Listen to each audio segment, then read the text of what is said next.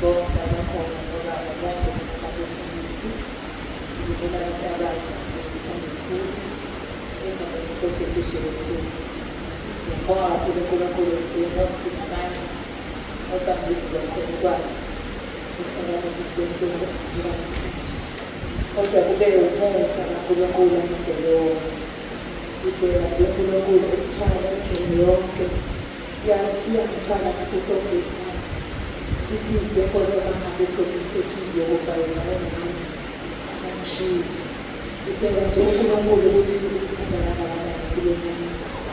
Bese ngiyabheka ukuthi mina ngabe ngiyamthanda uNkulunkulu empilweni yami ngokholwa. Mhlawumbe ngiyazenzisa yini. Ngiyibheke ngibuke amacala wonke.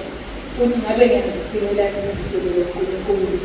Uma ngifikile endlini kaNkulunkulu ngiyamdumisa yena uNkulunkulu obangethula. Izwi lami livuka lokho ukuthi ngiyabonga kakhulu uNkulunkulu ukuthi usengivile amandla ngizimele. Ngiyamthanda kakhulu uNkulunkulu ngafisa ngihlala. uNkulunkulu belisa amehlo kuye ngaso sonke isikhathi. Uzothi ngifumene esenokutholo imbizi siseduze. Ngiyafisa ukumbiza uNkulunkulu esiseduze. Ngihambe naye endleleni yami okholwa ngibonakale ngehambo.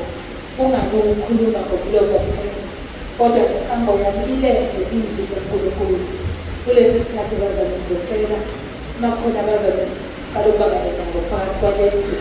Lahle sikhona iphakathi sesandla sakhe egameni lenkosi yethu uJesu. Amen.